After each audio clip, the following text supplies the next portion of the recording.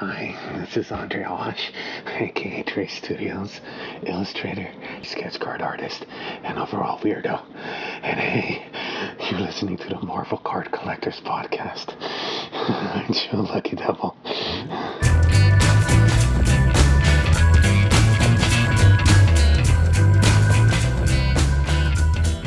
Hello, everybody, and welcome to the Marvel Card Collectors Podcast, your weekly digest of hobby goodness. We've got a full house this week. We have Wesley. Hello. Do feel free to say something for the audio listeners. We Marco. have Keith. How you doing? We have Josh. What's going on, guys? Then we have Jason. Hello. Marvelous. Right, the gang's all here. You know, the one thing we haven't talked about, because we didn't talk about it on the last recording, because I completely forgot, and we kind of had to we had so much to get through, and Josh, you weren't on that one, so stuff. But we were talking about you for the whole hour and 45 minutes, Josh. I figured. Is we didn't decide who was going to be the intro artist. Okay.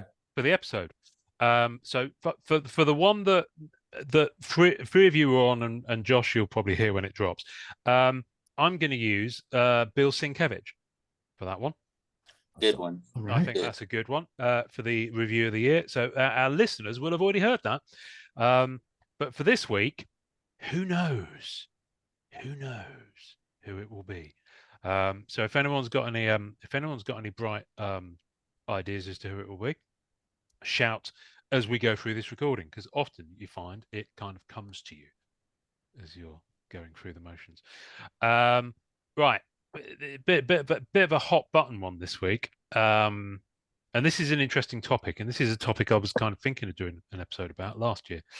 And now that you're all here, let's go for it. So, in MCCW, FBooth, I think his name's Rick, like Frederick. Frederick. Yeah, that's it. Really lovely guy. If you're in the hobby, especially if you're into sketch cards, you'll know him, will know of him, because this guy has one of the absolute chef kisses collections of sketch cards. I mean, have you I just bought off him this week. That's what I'm about to say. Yeah, So really. he very rarely parts with anything, but the vault opened and a shaft of light fell across the hobby, and Keith went in. Keith went in and was baptized in the glory of FBooth. And he was selling some of his sketch cards. And when I'm saying if these are the ones he's selling, What one is can he only still? yeah, exactly. One can only marvel. And we're talking Perner incentives from Rittenhouse sets. We're talking A-card sketches. A-cars, yep. Yeah, we're talking Alcyone. lots of other things. Yeah, lots of other things. I can't remember the name off the top of my head. But it was like, and he just kept posting them.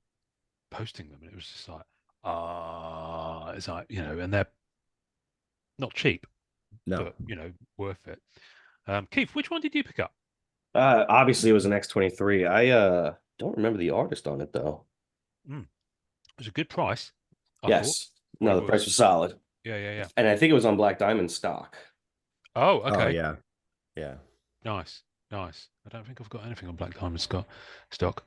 Yes, I do. I think I've got one sketch I'm about to do a giveaway on. Anyway, but FBooth posted.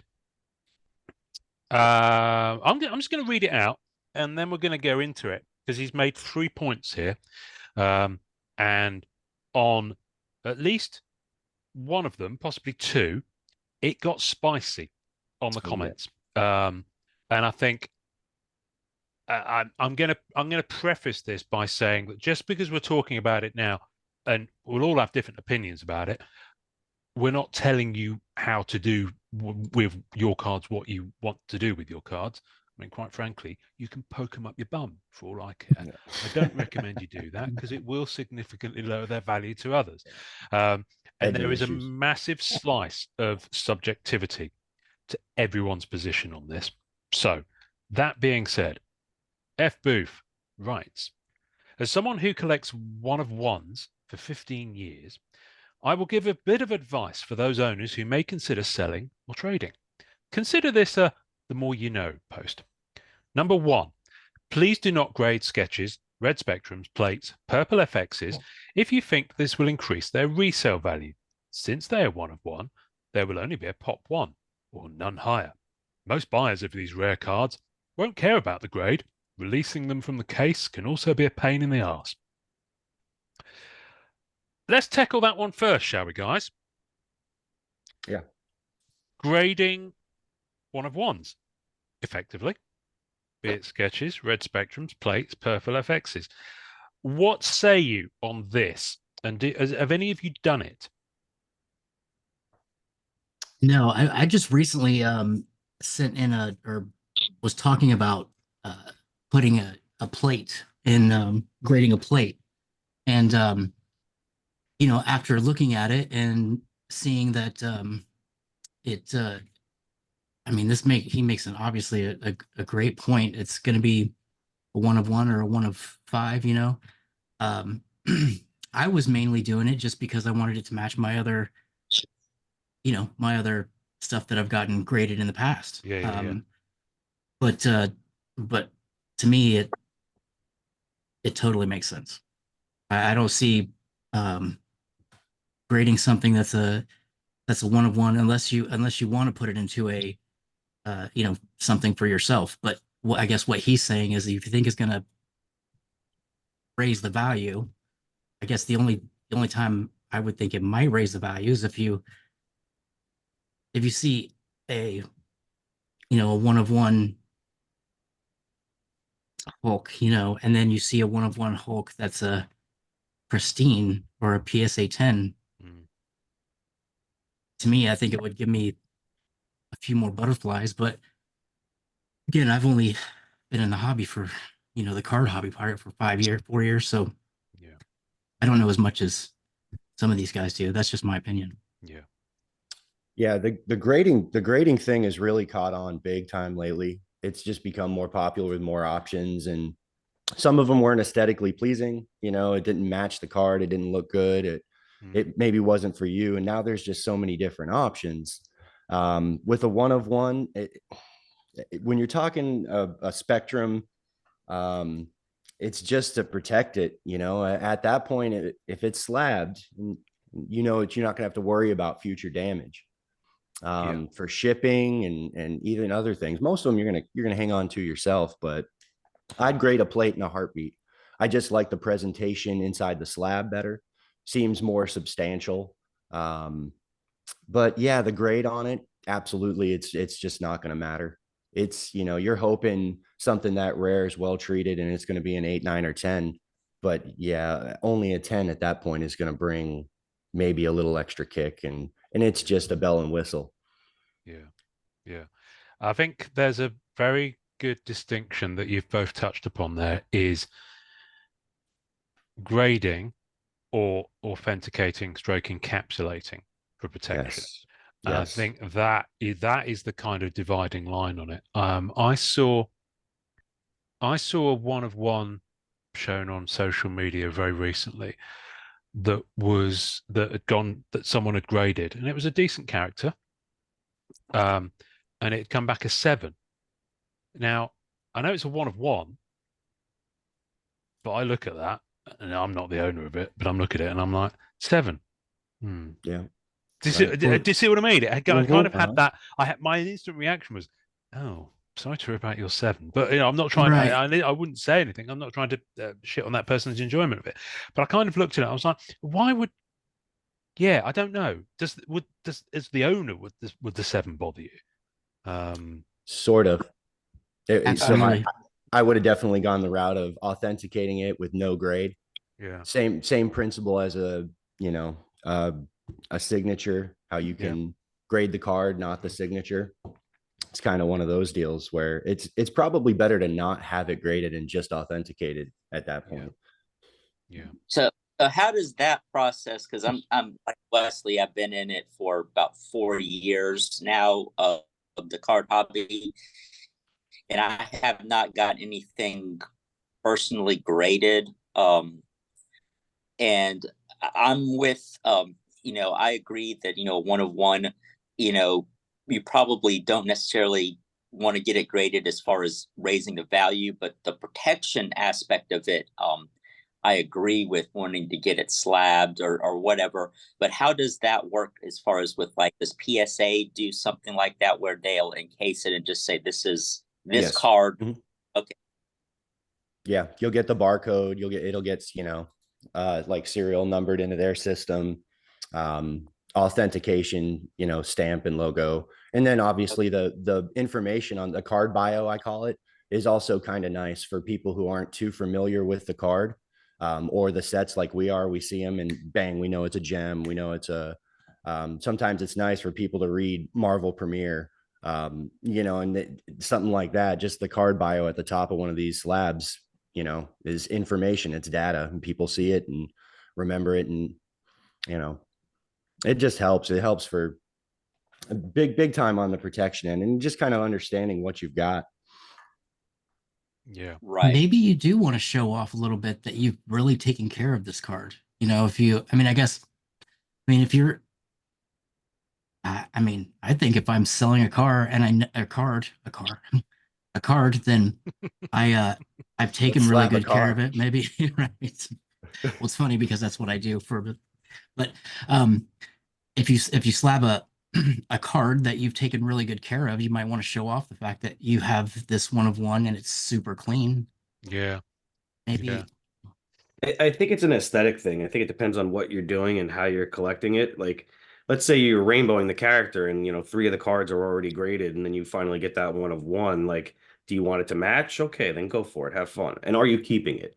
Are you keeping it is the biggest factor, in my opinion. Yeah. Because grading will increase value. It absolutely will, as long as even if it's not an awesome grade, you're going to get some value there because you put money into the card, right, by getting it graded. So there is an inherent return on investment on just doing that. But if you're just having it for yourself and you want it that way, do it. Have fun Oh, with it. yeah. But if you're grading sketches and hoping to sell them and put things in the feed, Yeah. like, graded and what did I see? I saw a sketch posted with in the title bar. It said SSP. Well, no shit. There's only one. Really? Yeah. Wow. Some people try anything, won't they? So now, Wolverine Ash. So I think it's very interesting. Weirdly, I don't think of sketches as one of ones. It's become a thing of late to refer to sketches as one of one as well as other things. But I think only very recently did some of the sketch doc actually say that on the back, and not all sets do it, and certainly the older ones are, because by its very nature, it is a one of one. Unless the artist chooses to do a similar kind of pose and stuff, but it's still in individual work. So, but in terms of one of ones that are actually printed cards, I can't remember who said it. Wesley, I think it was you about if you've looked after it. The thing is, at the moment, all of a sudden we have a proliferation of one of ones with Upper Deck's move to serial number the kitchen sink, and it can be straight out of the pack a 7. It might not be. I mean, we've seen some QA issues on some of these sets. Oh yeah. Not all of them. And just by the process it comes in, I mean, comic books, before they even hit the shelves, they're stacked, sorted, loaded into boxes, unpacked, all Right. that stuff. Eugene makes an interesting point on this post. He reckoned, a grade below an 8 may impact value negatively. It's not worth the risk and reward. Which I think for a one of one printed card is possibly true. So I think then it becomes, you're either grading it or you're authenticating it, because you can authenticate it, and to Keith's point, it will match the visual aesthetic of the rest of the rainbow. Absolutely. By not being graded, because it would still be PSA or Beckett or CGC or what's that? SGC. Fucking tuxedos. That's it. Yeah. Yeah. Tuxedos. Oh dear. So that I get, but for sketches, this is always a big thing that comes up, and there are a lot of people. This always starts a bit of a dumpster fire.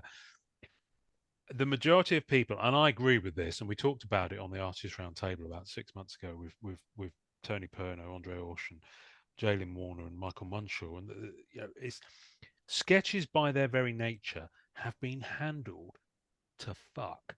Right. The artist has been leaning on them. They probably played cards with them before they started drawing on them. Shuffled deck. They might have rubbed out. They might have had tape on it. Oh yeah. So yeah, just look at the images that you see on their Yeah. post when they've got a stack of them that's like in a Yeah. spiral just sitting Look on at the the end of the edges. desk. Yeah. The bending of Yeah. the card. Right.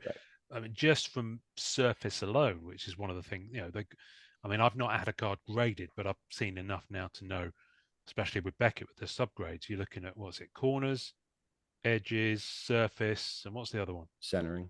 Centering. There you go. Thank you, Josh. Sure. See, I'm glad we've got someone who knows what they're talking about on this call. Yeah, they don't come sleeved or anything to the artists or protected. They just come raw in a Right. box. Yeah, they're in a box. 50 Exactly. count box. Yeah. Like COMC, like a batch from COMC, and just stack That's like right. that. And right. yeah, so you're right. They get handled quite a bit. So from that point of view, I did buy one sketch once that was graded, and I busted it out pretty quick because I was like, actually, it doesn't. And to that point, it didn't match the rest of my collection, so it was the opposite because all my sketches are stored. They were in binders at that point. Now they're top loader and penny sleeve. But was it difficult to unslab?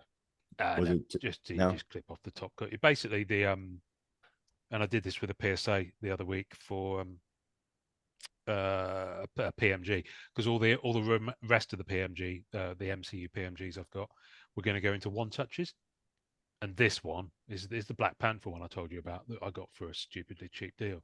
And I was like, and the reason, and interestingly, the reason that guy had chosen to sell it for, and put it up there for something, is because he's clearly, maybe from the sports card background, saw the grade and said, based on my experience, that's a 7 or an 8.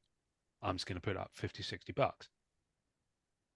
Do you see what I mean? So there's that perception of what the grade is going to get you, because you get an X multiplier especially with PSA stuff, where the difference between an 8 and a 9 and a 10, you can see it in the sold prices, and you can see it in the asking prices, and obviously, the set, the character, the limited nature of that card will all feed into it as well. But the grade, it's the first thing people see.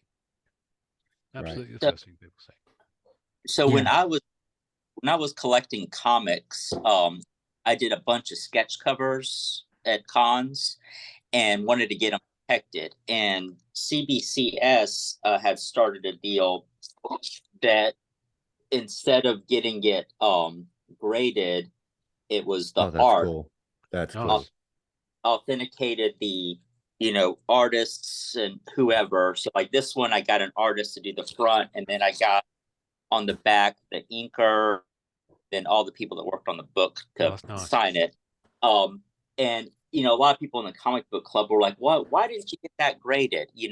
And really, I got it for protection of the art, and also the artist told me when he was working on the piece that there is like a tiny pinhole in the cover, because this is like a cardstock cover, but like a tiny little pinhole or something that I didn't even see. So it would have probably come back a 6 or something, and so but there's always been kind of people they see something nice, but doesn't have a grade on it in the comic book world, and so they sort of pass it over if it doesn't have a 1 of 1 or what have you, and they see, oh well, why didn't you have that graded?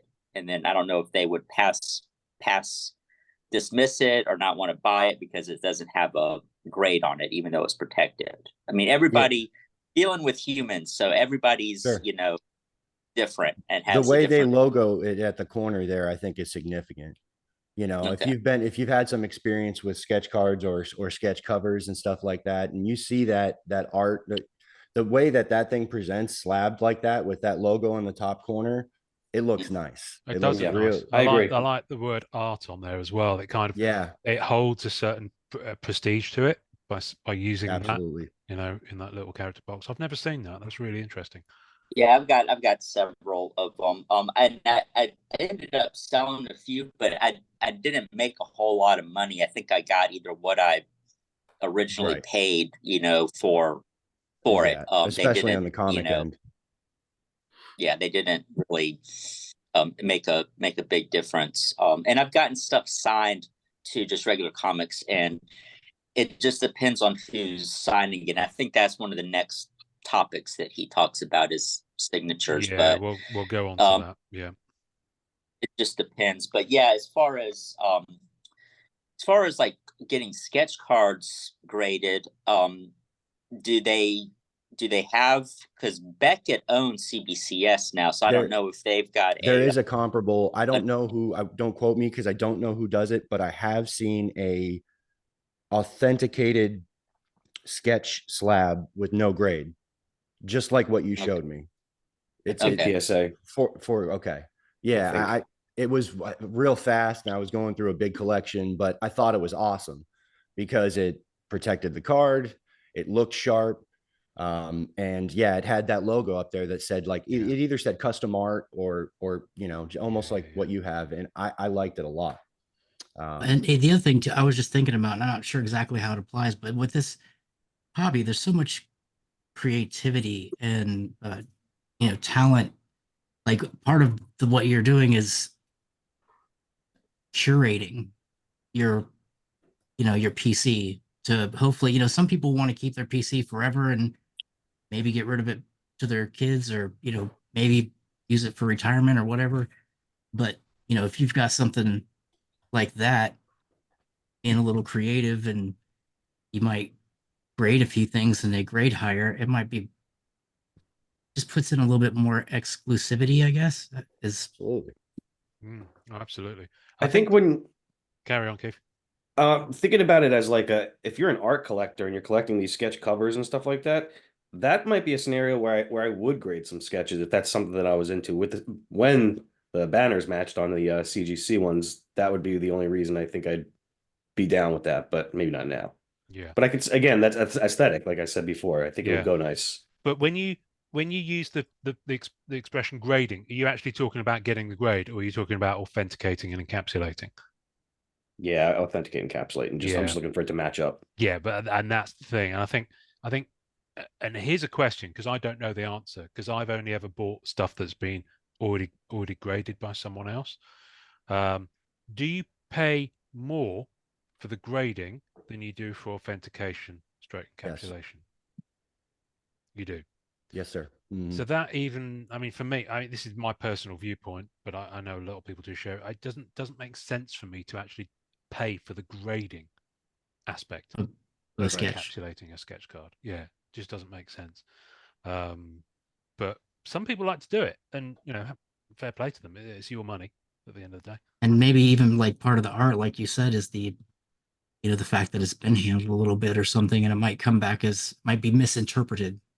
Yeah. Yes, that's something I was just going to say is the style of art. We've come to love some of these sketch artists' styles, respective styles, and if it's a comic cover, especially, sometimes the person who's grading it doesn't have that connection with the artist, and it might not be their style.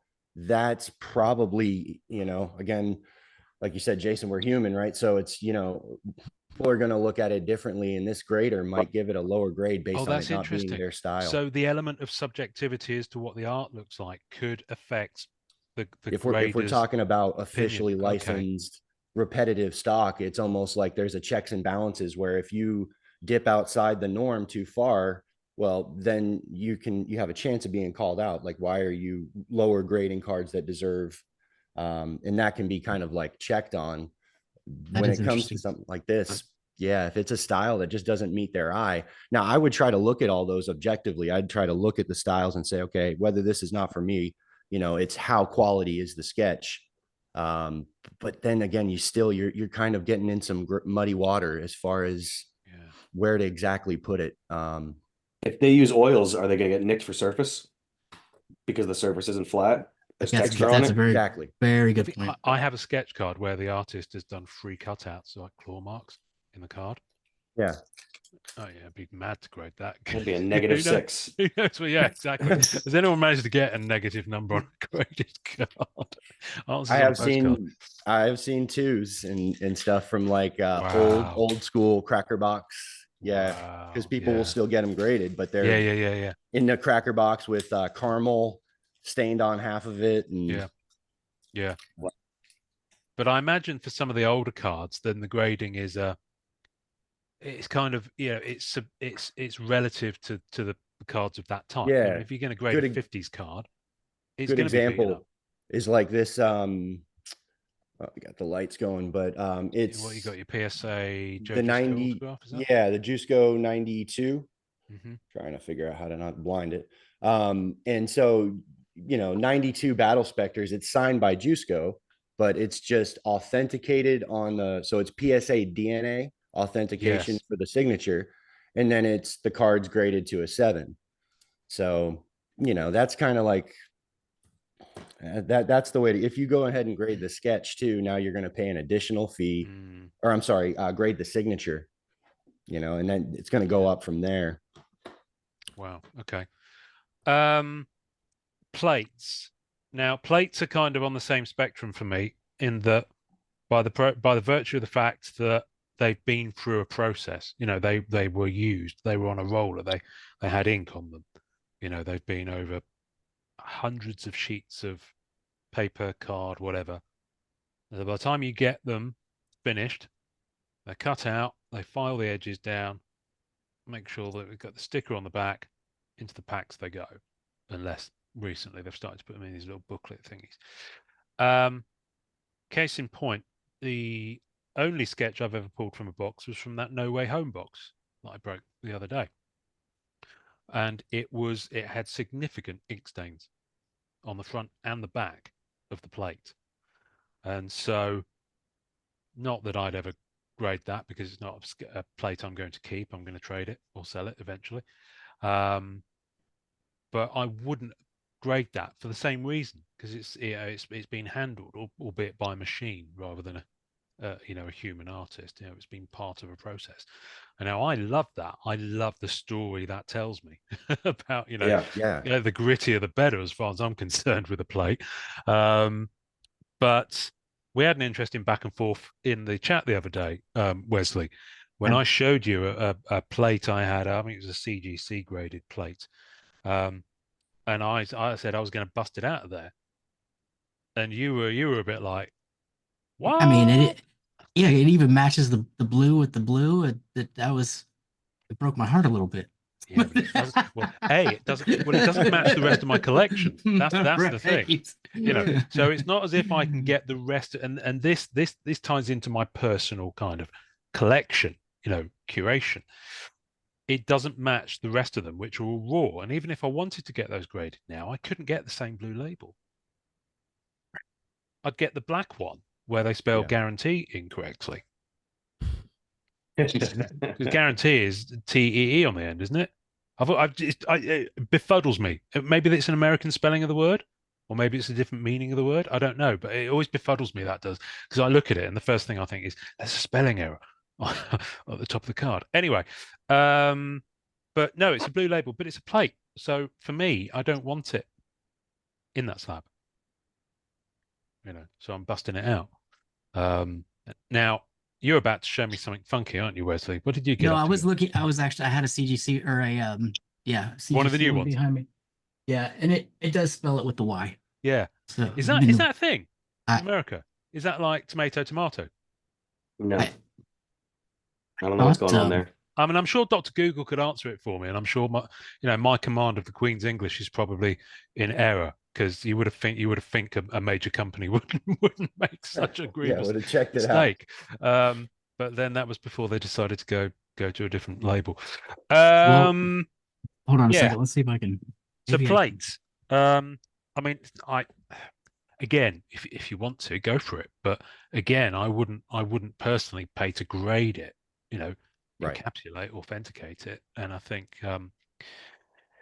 you know, some of these, a lot of the comments kind of go along with it. FBooth has actually replied to someone and said, you know, if you had a plate, what if you got them, but they were in different slabs? For example, you know, what if one was in a PSA, one was in a Beckett, one was in a CGC? You know, because you got 4 plates to collect. You know, that would be a bit. That's a pain in the ass. Well, yeah. But I've seen that happen with people's cards, where someone was working on a rainbow, and CGC changed their labels, and half of their rainbows in one type of slab, and half of them's in another. Mhm. And he was it's Matt Coombs, I believe. Yeah. He was The outraged. one of the things to keep in mind is if you just authenticate it, the turn time goes way down. Oh, Way really? down. Yeah. Wow. And Okay. obviously, like most other things, batch deals are big with PSA and Yeah. CGC and stuff. So they even run like promotional stuff where certain months, if you just send in a batch of 20 plus, you can get the price per unit down quite a bit. And if it's just authenticating, you find a bunch of stuff that falls into that realm and you can hit the 15, 20 card mark. It's pretty decent per clip. And but yeah, to try to do them in less than 10, Yeah. Yeah, you get killed. Yeah. I was curious if you could do that, if it would be less Oh, yeah. time. I've done most of my stuff right through ComC, so they're slowly giving out more stuff to be able to do, but not authentication yet. Yeah, I tell you, it's worth actually mentioning that for someone who, I've never submitted anything for graded, and in the UK, I don't think there's many options for me.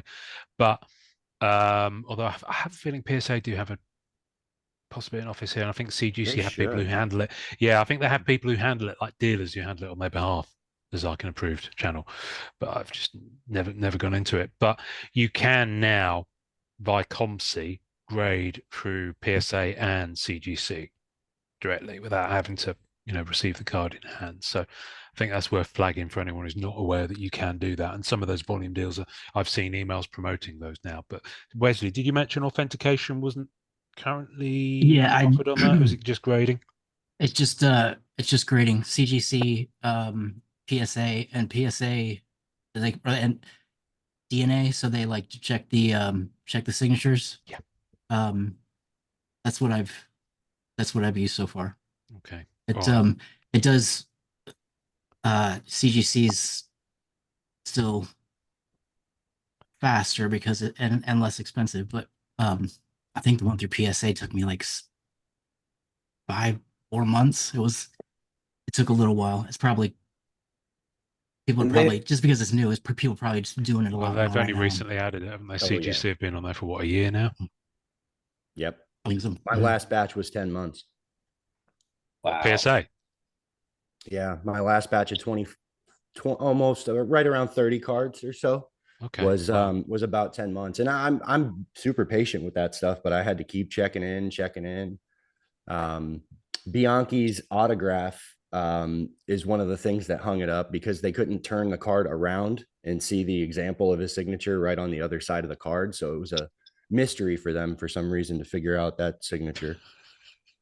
So, yeah, that held it up a few extra months, but this was through ComC. This was PSA. So but yeah, did you go direct to PSA or through ComC? Direct through PSA. Oh, okay. Yeah. Because they have an account, like you can get a membership with them and stuff, and that's when you get those bundled deals and also emails for like discount months where they're doing a lot of the discounts are on the base stuff. So like if you're just going to authenticate, but when you get into fancy, like grading the SIG, doing all this other jazz, it usually doesn't fall into the good bracket deals with like bulk because they consider a premium slab different than a base or a stock slab. So there's additional fees there. So well, okay, that's good. That's good to know. Let's move on to the second point, because I think this is the one that caught a lot of people's attention.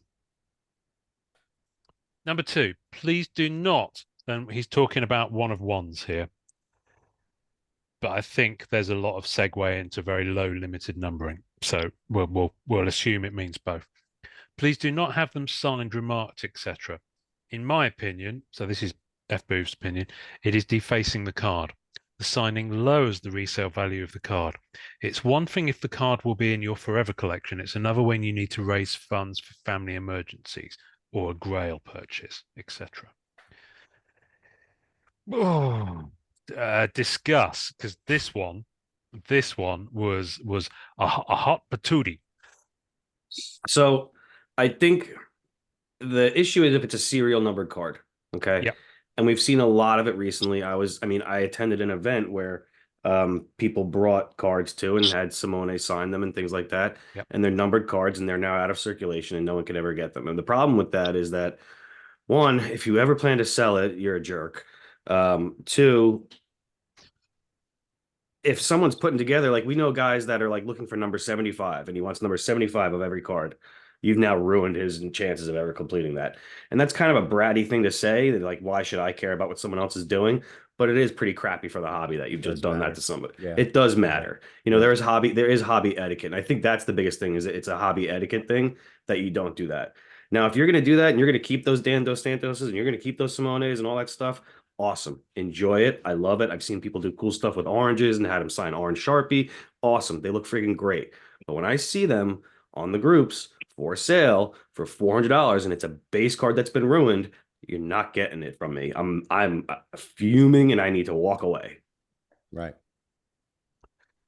Interesting that you mentioned base card there, because I think for me, I've got, if it's numbered out of let's just say 999, I don't give a flying monkeys if you get it signed. I don't give a flying monkeys if you have a drawing pin put in it and you put it on your wall along with all your family photos and things like that. I think for me, so I'm going to give my take on this, and I think I've said this before. If a card, and I'm going to use 10 as the marker here, but for some people it might be 25, for some people it might be 50. I think that's probably stretching it a bit because it is a fairly niche hobby still. If your card is 10 or less, my opinion is that you own it now, but you're not going to be its forever owner, because spoilers, we all die. So that card will at some point leave your possession. Now, whether that's in 5 years, 10 years, 20 years, whether it's because you die and it's part of your estate, or whether it's because you change your mind. You know, I had cards 5 years ago. I was like, this is never going to leave me from my cold, dead hands, Charlton Heston holding up a rifle. But I've since parted with it because my tastes have changed. My collection has changed. Or I needed to sort out some emergency dental work and I needed the cash. You know, things, stuff, Right. Life happens around these cards. And I think that's the way to think about it. You're the custodian of that card. So if it's a 1-on-1 red spectrum, I've owned 2 in my life. They're now owned by other people. And I think since then, at least one of those has changed hands one more time, maybe more so. So I don't know where those 1-of-1s are, but those 1-of-1s, it doesn't change its status as a 1-of-1, but the person who owns it has. So each person is a custodian of it on its journey through the world. You know, eventually someone might have an unfortunate event like a house fire and that 1-of-1 ceases to exist, possibly along with the owner. But what I'm saying is that Dark. generally speaking, a card won't have a heart attack at 50 on a treadmill. Okay, you might. And I'm not saying any of you guys, by the way. I should stress at this point. But and I think your responsibility to that card's integrity goes beyond, possibly outweighs the needs of the few or the one, to paraphrase with Star Trek 2, because any opportunity to do that. Anyway, that's my view on it. I think if you have a 1-of-1, but in particular, and you choose to have it signed, go nuts. Absolutely, go for it. If you currently own, and I'm going to say currently, if you currently own that card, it is your property. You can do what you want with it. But to expect others to completely buy into it, I think, is probably a little bit unrealistic. Right. I think. But anyway, I don't know. That's just my view. What say you? Yeah, no signature on something like a red spectrum. The art, it gets to the art at that point where I want that example of the card as clean, as well protected as possible. I think I've had 3 red spectrums. I wish I still had all of them. But yeah, I'd slab it. I could never get it signed. Right around, it really does sound like that mark, like right around 10. I think those achievement cards are a blast to get signed, the rainbow achievements and other stuff, but for yourself. Yeah, a 1-of-1 is a red spectrum is no matter how they sign it, it's going to cover up a significant amount of the card. And if you love the artist and you're going to keep it forever, but like you just said, you know, we do have a responsibility to the hobby. We do have, you know, for some of these super rare cards. And yeah, it's kind of important that, you know, they stay, to me at least, that they stay as clean as possible and, you know, undisturbed as far as the image. And there's other cards that aren't numbered, but we know simply because they were so tough to get that there's probably fewer than 10 out there. You know, people have been tracking this shit and know how difficult it was to get. And the example I'm going to use is, funnily enough, both of them rainbow web foils, rainbow foils, masterpieces tier 4, specifically 2016 or 2018. You know, that Spider-Man, for example. That's my fault. There's going to be less than, well, certainly less than 20, possibly less than 10 out there. Yeah. And ditto for rainbow web foils from Fleer Ultra Spider-Man. Mhm. And while it's not numbered, there are so few of them out there because it was so difficult to actually obtain one. You know, all it takes, I mean, they might create 20 of them, but they'll never see the light of day. I'd be surprised if they printed more than 10 because they'll have done the math. And, you know, as soon as someone transfers off one of the web foils, you're down to 9 that could possibly ever made. As soon as someone transfers off some of the silver web foils. Well, unless someone does a repair job, or what do they call it, a replacement, and we find out that they've been sitting on them. Well, yeah, and if that happens, then I think that's going to be a whole different conversation to be had. We've not seen it happen. I'm pretty sure. Listen, I don't know, but I'd be very surprised if, because at some point those achievements do go away on EPAC. I had it with, albeit this isn't as rare a card. It was with an annual 2016 one where you had to get, I think you had to get all the logo patches, and then you could get a Defenders logo patch. So, you know, not a high value card or anything like that. A fair few of them on ComC, so it wasn't a low limited thing. But I managed to get all the cards I needed, and the achievement had just gone because they only keep it live for a certain amount of time. And I reached out to, you know, remember when James Hughes was still manning the phones at Upper Deck customer support? And I think he's probably still there, but he's completely gone from social media because I think he was getting so much crap from people. And maybe he has left Upper Deck, I don't know. But he very kindly said, okay, they're not available because they're just not. And I took that to mean that even if we had some left, we've destroyed them because it's past whatever the time is. So Upper Deck actually, as a customer service thing, bought one from ComC and sent it to me. Wow. You know, which was a really nice gesture to do.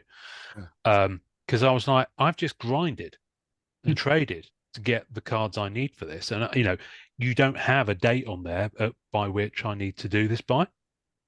And yet the achievement is no longer available on EPAC. I thought that was a bit weird. Anyway, I think it's very unlikely you could still, even if you had the cards, get the achievement for one of the tier 4 masterpieces from 16 or 18. Yeah, so, yeah, you know. It's shut down. So there's only so many of those out there, but equally, I know that people have been quite happily signing plates recently from Masterpieces 2022, and I'm kind of conflicted on that because a plate is people react to plates and sketches and 1/1s or 1/5s or 1/10s differently. Yeah. And it is that human reaction, I think, that's interesting. But if you're so in love with a set and so enjoying the experience and the community and camaraderie of it that you break a plate and you've chosen to get the artist to sign it, who cares? Yeah. I think the back is nice to get signed. Yeah. It's not a bad idea. Because I like the plate for me, the fun is that it's part of the production process. And like when you mentioned one that's got like a little runoff of the color that's spilt, you know, or I've seen a few that have the line, you know, across and I love that. So, you know, it's because you visualize the production process and it getting stamped down and doing its thing. And it's part of the DNA, like PSA used with the, absolutely. You know, it's that same thing. Yeah. And if you have to get it signed, I mean, there's a bunch of real estate on the back that's not going to hurt anything. I agree. The slab is transparent. You can flip it through. So, hey, I met the guy. This is where I met him. And then on the turn, if the collection ever does move hands, then it still presents it plays ball for just about everybody. Yeah. So the front is still as nature intended, for want of a better word. Yeah, that's a nice way of looking at it. I want to pause and say that while it sounds like I'm taking a shit on the doorstep of anyone who at the front of their Masterpieces 22 plate signed, I'm not. I'm sure other people probably would. I'm not. I'm just saying. I just personally, I just find it odd that folks chose to do that. But go, girl. Still your card. You do what you want with it. Yeah, exactly. So we're back to it's your card. Poke it up your bum if you want to. I will have that on the back of the new podcast brand T-shirts, by the way.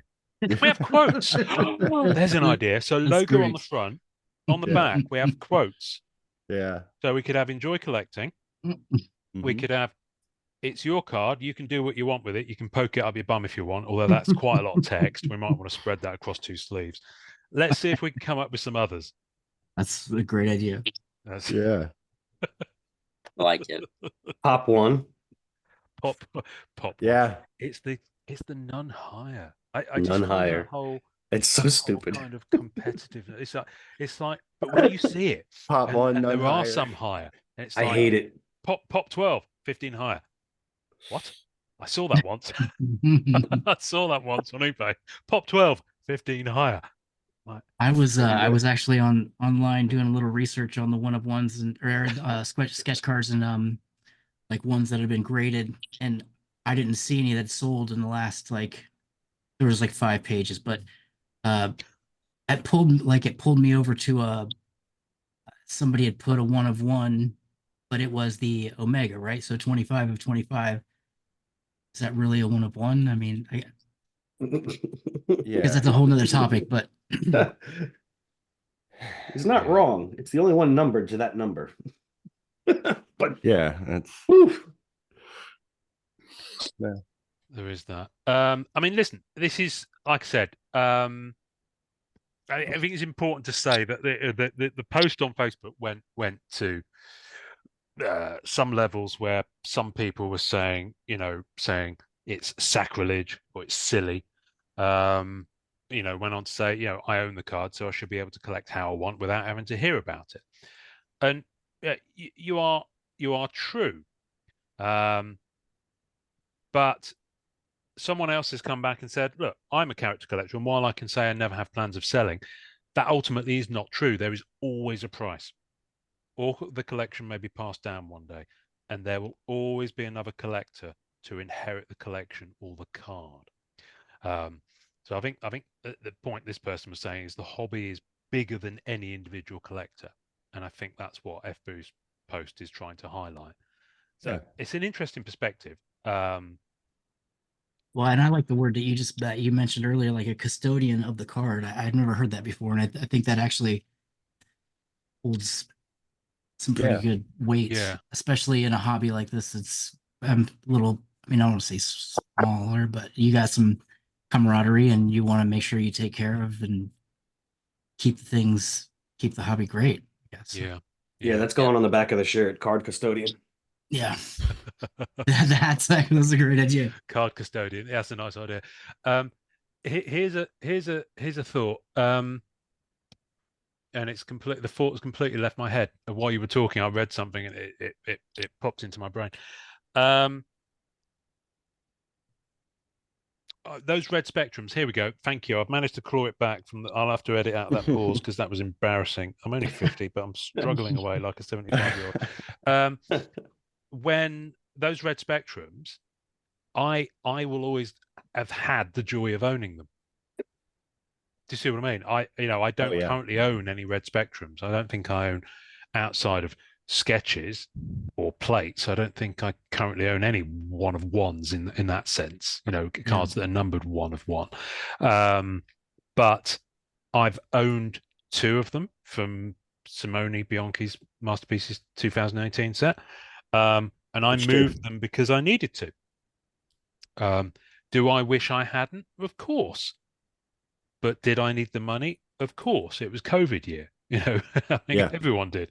Which characters? Falcon and Wonder Man.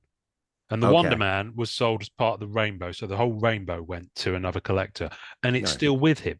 And he is the current custodian of that Yeah. one of That's one cool. and that rainbow. He's got there's 2 plates in there as well. And they're stunning in hand, you know, and I've had the joy of physically owning one. It sounds really silly, you know, it's you know, there is a phrase, it's just cardboard, but that's the thing, that's also not true. It's one of these things, two things can be true at the same time. It is just cardboard, but it also means a shit ton to the people who own it and collect it. Oh, absolutely. You know, It's the Excalibur of a exactly, yeah. collector's quest. It's the top of the mountain there. So it's fascinating. It's where are we? Sorry, I'm trying to scroll down because there was one particular comment thread. Here we go. Whoa, right, yeah, 21 replies. Yeah, this is the one. So I'm going to play devil's advocate here because why not? It's fun. I think autograph printing plates look aesthetically pleasing. For the same reason, a prelim art card looks good with an autograph. It's a tag on an unfinished piece of something difficult. It simply looks cool. That's enough reason to get it done, given the opportunity.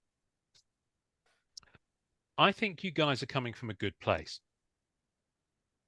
But you're coming from a place of dozens of plates. Most people are incredibly lucky to get one plate. It's special to them. So slapping that auto on it cements that. Don't feel bad about getting that metal signed. Fair enough. But then the replies come, but the auto on a printing plate is an alteration of a one of one. It may look cool to you or another collector, but it's still an alteration.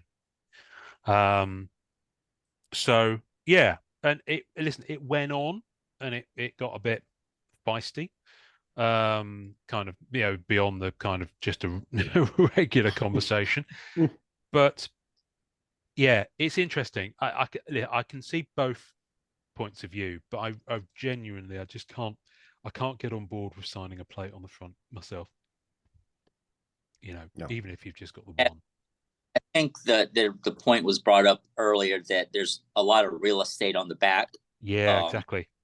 Because sometimes those plates, I mean, I've got some that crystal clear, you can see the image. Others, the yellow ones or like the black, a little faded, and signing the it's just, I mean, to me would look kind of just a jumbled mess, perhaps. But yeah, right. But the whole signature thing, I'm, you know, I think they're fun to get. I think, you know, I don't know. I think I agree. I wouldn't do a red spectrum signature at all. But they're fun to get. But it's even when with comics, there's just this line of people that really like to go after signatures, get signatures, and then there's the purists that I was taken down a couple notches several years ago. I went to a swap meet at a place where people were, you know, trading comics around, and there was some really nice older comics, and some were graded, some weren't. And I brought some of mine to maybe trade or sell that I had gotten signed, and they looked at them and like, oh yeah, no, I don't like signed books. Like it was just, you know, stuff I had done was kind of. So it's just, for me, signatures, I think it's just whatever you're into and want to do, but not everybody's going to want to maybe buy those from you. Right. And think about you, that's 11 by what, 8.5? Or you know, the real estate you're dealing with there is like it, and those guys are still that way. They don't want a speck of that cover. Some of the purists, they don't want anything altered. Right. And so, yeah, I've run into that too. I purchased a large inventory of signed Amazing Spider-Man stuff. And is it Greg Land? Greg, I thought it was Greg Land, but he's an artist. He is an artist. Yeah. Yeah. So I thought these were home runs because the art was amazing on the cover, and the slab was beautiful. It presented well. At auction, the return wasn't really there. It was somebody wanted to have it to keep it, and it was a nice little bell and whistle having that signature, but it didn't increase the value really any. Well, that's the point. I think it's intent also. What is Yeah. your intention in getting it signed? Are you intending to make more money off that signature, or are you intending to keep it for yourself? And that's where I think some people got spicy too. Yeah. I think the main thing where people got spicy is that they felt they were being told what they should do. And listen, if you want to, that's fine. But I don't think anyone was. I think it was just like good advice at the end of the day, trying to advise people. FBooth did a wonderful breakdown here. I consider owning these rare cards to be an honor and a large responsibility not only to my eventual heirs, but also to other collectors and the hobby as a whole. In my opinion, collectors should respect the hobby and not do anything to the cards that could ruin the collectability for others. So that talks to my custodian point from earlier. I think probably since Spider-Man Metal that some Marvel collectors, new and seasoned, have lost their way either through naivety, greed, or stupidity. A recent example: number 1, pull rare card. Number 2, show off rare card. Number 3, ask group, should I grade? Number 4, autograph a rare card. Number 5, list on eBay for 5 times character tier going rate. This is not how any of this works. I understand the stance that it's my card, I will collect the way I want, but these cards are generally in collections for a relatively short amount of time. In the rare case that these cards stay in a collection until death, these treasured cards are not lining the coffin, unless you're really stupid. These cards will be re-released to the collecting public through the estate. Wouldn't your beneficiaries want the cards to be treated in a manner that maximizes the return?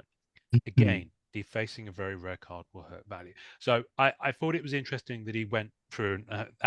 I should say what I've just read was from FBooth. It's not something I wrote, but I thought it was interesting that he broke that down. It does make a lot of sense. You know, it does make a lot of sense. I can't agree more with him. Yeah, So, the responsibility to the hobby. We, Yeah. you know, we want as many people to have the experience of having Yeah. that red spectrum or that one of one. And Yeah. So if I'd had that red spectrum signed, then the person who owns it now might be like, "Oh, I love this card, but I wish it wasn't signed." I don't know. They might maybe they've chosen to have it signed themselves. Fine, they're the owner of it. Like I say, they can do what they want. There's also no going back. No, there isn't. That's the thing. If it's not slabbed, like you can free it, and you might damage it, but if it's signed, there's no going back. Yeah, It's there. Once it's signed, it's there. It's there. Absolutely. Unless it's not like a board eraser where you can do. Now, the third example is an interesting one. This goes slightly off on a different tangent. Do not break up sketch card puzzles to sell them individually.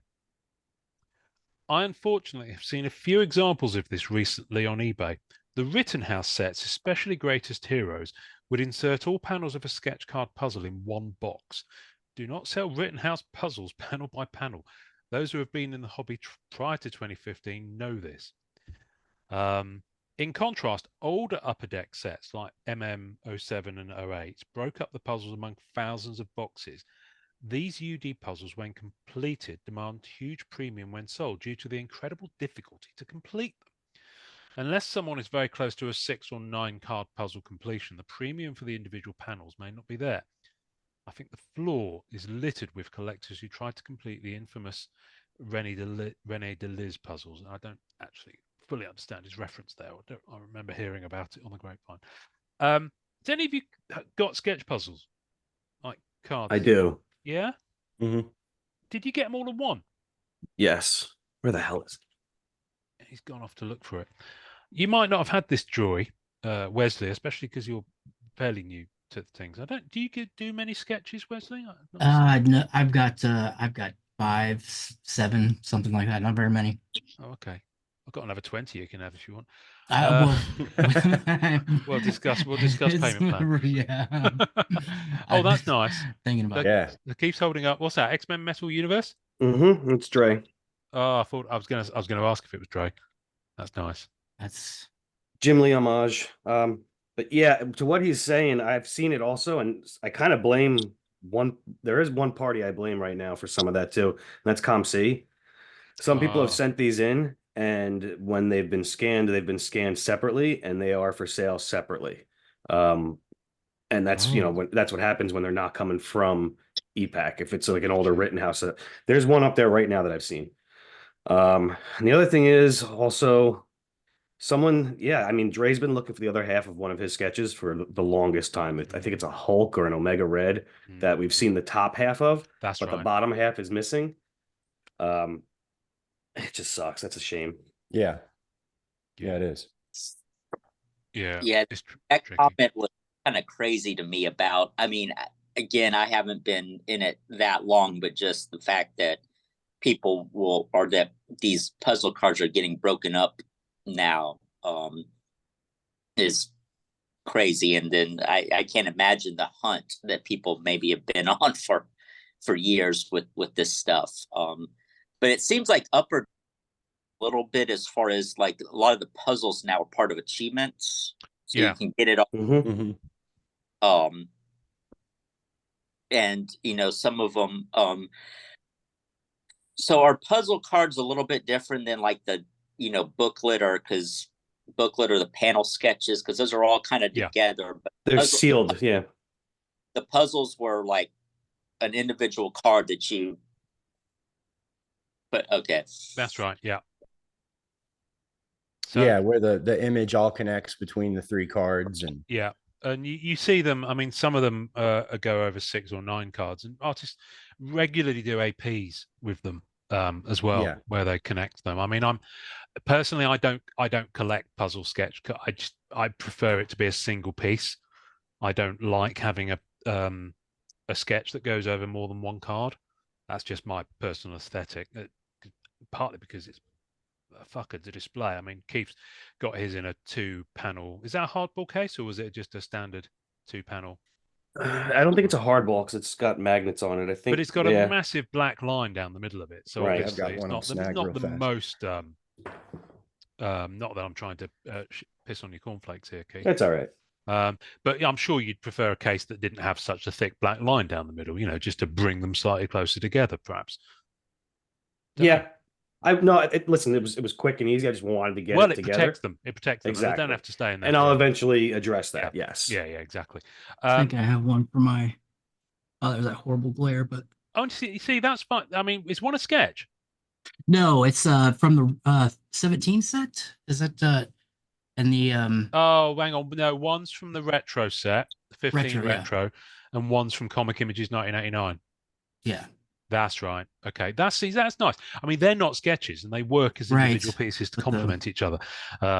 What you want is the third piece being the actual comic cut, which I saw pop up and someone got. Yeah. I Yeah, can't remember his name now. He's on Instagram.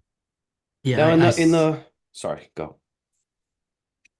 No, I saw it on Instagram too. I saw the guy. He's a Yeah. That would be perfect. I did swear out loud when I saw that. Anyway, Keith, sorry, carry on. Now, in the older sets with these puzzles and stuff, were they released together, or were they a hunt that you had to piece together? Not all of them. So what FBooth was saying in his post, in Masterpieces 0708, which I don't know for sure. Someone will correct me if I'm wrong. I have a feeling that might be one of the first sets that did multi-panel. 96. sketches. Did 96 do them? They connected 3 racks. There's a Phoenix and Hang on, no. First sketch cards into Sketches. Marvel were 97. oh, sketches. So Yep, sorry. Sorry. So yeah, for sketch cards, I'm pretty sure it was Masterpieces 0708, and they were separate. So for the longest time, there was a Black Cat 2-part sketch that I saw the 2 halves floating around on eBay, and I couldn't quite bring myself to buy them because I still wasn't sure about having 2 parts of a puzzle and how I'd store it and how I'd display it and all this sort of stuff. Weirdly, it ended up getting gifted to me about a decade later from a friend. So, Wow. so I do have that. But in some of the Rittenhouse sets, they were separate. So you got a sketch per box, and you did see the separate elements. I think one of them, it might have been Greatest Battles, where each sketch was one of a 2-part puzzle. Oh, wow. Because it was the characters like one character, one half, one character, and I can't recall if they were both together in the same box or not. That'd be a nightmare if it wasn't. But and he's talking about 6-card sketches and 9-card he's sketches talking about 6 that cards were split up. Yeah, on release. Yes, exactly. And the thing is, it's not a unique thing to Marvel. I think Matt Fuller came in with a comment because he's deep, and when I say deep, I'm talking like way up to his armpits in Lord of the Rings sketches, and has been for like, you know, well over a decade. I mean, his collection of Lord of the Rings sketches is just phenomenal, as is his sketch collection just generally. But he made a comment somewhere on here, and for the life of me, I can't find it now, where he talks about still being haunted. Here we go. The number of unfinished Lord of the Rings sketch puzzles I have haunts me daily. Yeah, Wow. and tops Indiana Jones was the same as well. He actually Where benefited from that post. they were separate. Oh yes, he did. Someone hooked him up, but it was a Marvel sketch actually. Yeah. Yeah. A few days later, someone saw that he posted something that was unfinished, and they actually had the other piece. So, you know, that's where, you know, having a group like that with so many eyes, especially that post. I mean, the engagement that post got bonkers. I mean, I can have a look at the stats for it actually. So it was definitely I mean, the post reach alone was, bearing in mind the size of the group, was 1,500 people. 283 folks engaged with it in one way or another. I don't think anybody got muted. No, it got close. It got close. It got very close, actually. Because there's always someone who can't help themselves. But 149 comments. Caused one person to unfollow. So I've never read this element of a form, but I'm looking on the post, and you can see like the performance of a post, and it had unfollow one, but I'm not sure if it means unfollow the post or if it means unfollow the group. But people do. Question. People, you know, this is a hot topic for people, you know.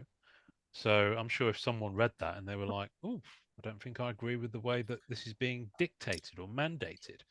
I think I'll leave the group." Well, you know, This isn't aligned with my belief system. On that.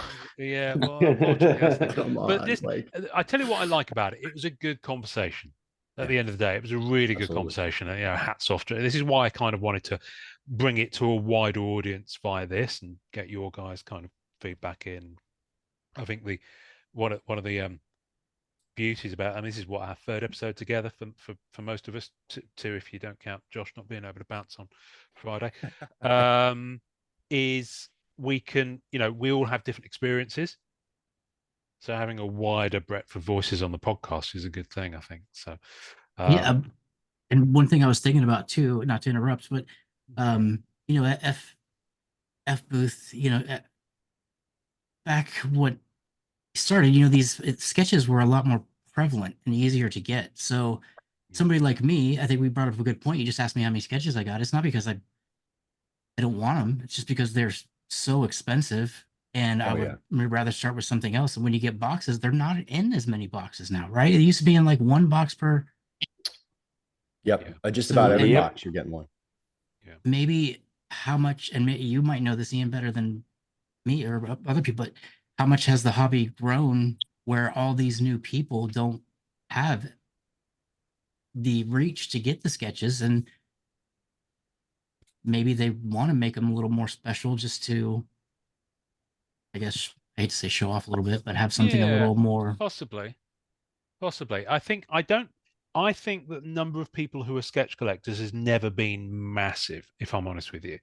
I think there are some people who are really deep into it and go after it as their main thing.